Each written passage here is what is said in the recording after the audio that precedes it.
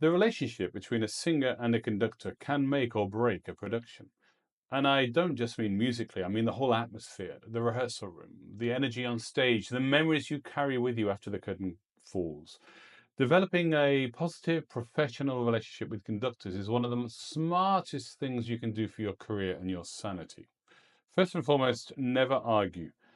If you disagree with a tempo, a phrasing, or a style choice, resist the urge to dig in and fight.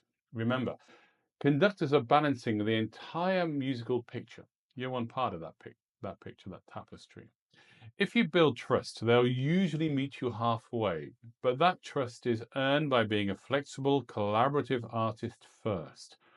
A lot of conductors don't fully understand how much singers need to breathe, how much time, especially if they come from an instrumental background, not a woodwind or a wind instrument. And it's not personal, it's just part of their lived experience. So here's a tip: demonstrate the need. Don't argue, don't make it a confrontation. Just breathe where you need to and do it musically. 9 times out of 10, they'll hear it, they'll feel it, and they'll adjust. If you need to, have a quick word after the rehearsal, but start by showing, not telling. A big part of working with conductors is staying connected to them, physically, mentally, musically, without being glued to them with your eyes.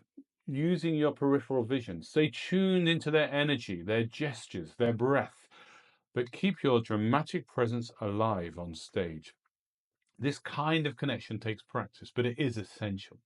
Also, bring your pencil every day, always. Mark everything: tempo changes, notes, comments, no matter how small. It shows respect, it shows professionalism, and trust me, conductors notice who's listening and who isn't. They're scanning the room for collaborators, not complainers. Here's something else people forget. Many conductors start their careers as repetiteurs, the hard-working pianists at the beginning of the process. They coach, they play productions, they sit in the background doing the quiet work. So be kind and respectful to these people, because one day that repetiteur could be conducting at La Scala.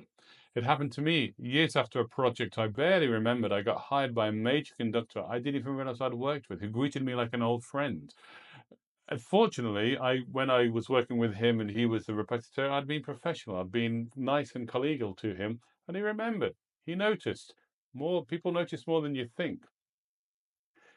In orchestral rehearsals, in the early orchestral rehearsals, don't hold back too much. I know it's tempting to save your voice, but use those first few rehearsals when the conductor is shaping a sound to help them build that sound. Sing with that clear musical intention that we love. Let them hear what you plan to do.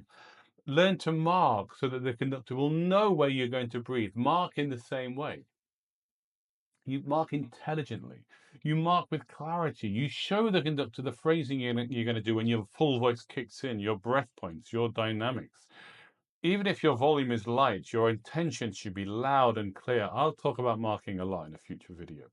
Now, if you're sick and you're managing your vocal issues, handle it quietly and professionally. Maybe let the conductor know before the rehearsal. Say, "I'm going to be marking today. No drama, no long explanations, just clear, calm communication." They'll appreciate it. It shows responsibility and respect for the process. Building a great relationship with a conductor isn't just about this production. It's about the long game. A conductor who trusts you will call you again.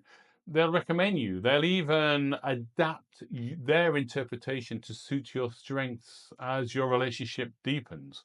More importantly, they'll challenge you. They'll push you. They'll help you grow musically, professionally, artistically, because that's what a great collaboration does. So, be smart, be kind, be musical, be prepared, and treat every conductor not just as a leader, but as a partner in this lifelong journey of making music. Hey, that's what I got for you today. Thank you so much for watching. Please like and subscribe if you haven't done so already. Leave me a comment if you've got something to say about this video. It really helps me when you leave comments. If you want to work with me, coaching, teaching, mentoring, find me down below. I give lessons, I give coaching sessions on Zoom. I'm always happy to hear and give free consultation and free advice if you want to send me a video.